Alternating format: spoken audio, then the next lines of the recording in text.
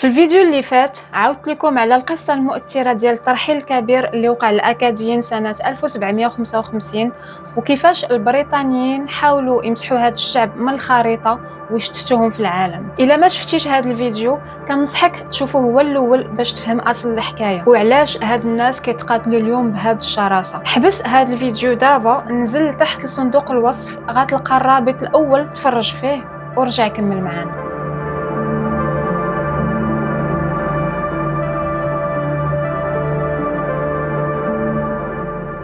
السلام عليكم أعزائي المستكشفين، ومرحبا بكم معايا في فيديو جديد في قناتكم بيان إكسبلور اللي كتسافر بكم عبر الزمن لكم تكتشفوا جمال وسحر نوفا سكوشا. هنا ما كنشوفوش غير البلايص، هنا كنعيشوا قصص الأكاديين، كنقلبوا على الهميزات المخبية في كندا وكنشوفوا سحر الطبيعة من زاوية مغربية. خذوا لكم لحظة هدوء، وجدوا لكم كويس اتاي ولا قهوة واجيو نعيشوا كاملين تفاصيل هذا الرحله. واش كيحسب لكم باللي المعاناه سالات تما؟ لا، الصراع على البقاء استمر القرون. اليوم غادي نكتشفوا قصه ديال امراه بطله ديال هذا الزمان، قررت باش تهز المشعل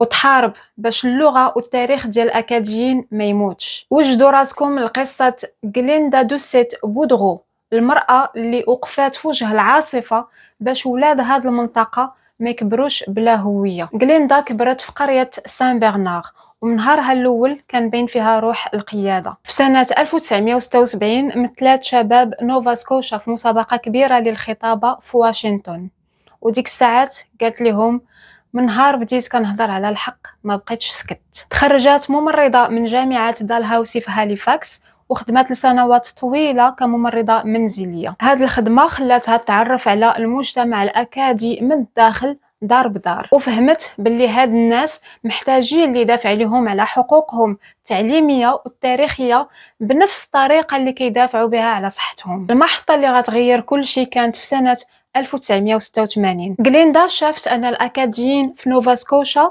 مهددين يضيعوا لغتهم، حيث المدارس كلها كانت بالإنجليزية فقط. لذلك انضمت الفيدرالية الآباء وبدات كتطالب بمدارس فرنسية كتحافظ على خصوصية هذا الشعب. 20 عام وهما كيطالبوا والو، التقدم كان جد بطيء. هنا غليندا قررت تدوز الفعل المباشر، هي ومجموعة صغيرة من الآباء وبشجاعة كبيرة رفعوا دعوى قضائية ضد الحكومة. كانت معركة قانونية طويلة، ولكن غليندا ما بغاش تستسلم. كانت عارفة باللي اللغة هي الروح ديال الأكاديين، وإلا مشات غيمشي معها كلشي. وبفضل هذا الإصرار اليوم ولاد الأكاديين عندهم مدارسهم الخاصة بلغتهم الفرنسية. غليندا ما تميزاتش غير في التعليم، بل حتى في توثيق التاريخ. كانت كتشوف باللي المجتمع الأكادي صمد بفضل عيالات قويات، ولكن القصص ديالهم نادرا فين كتذكر في الكتب. وهنا جا المشروع العظيم ديالها، كتاب فام انسبيرونت دو لابي سانت ماري. غليندا كانت هي المحرك وراء هذا الكتاب،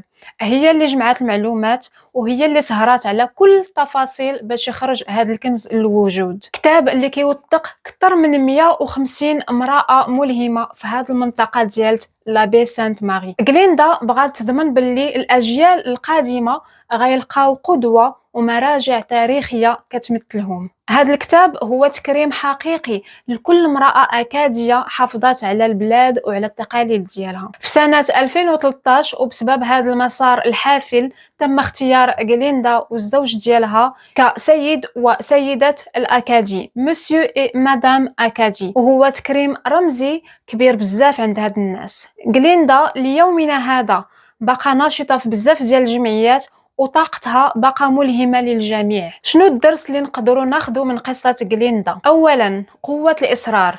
غليندا علمتنا أن الحقوق كيتخادوا بالمطالبة والمواجهة القانونية. ثانيا، قيمة اللغة. اللغة ماشي غير وسيلة تواصل، اللغة هي خزان ديال الهوية. ثالثا، توثيق.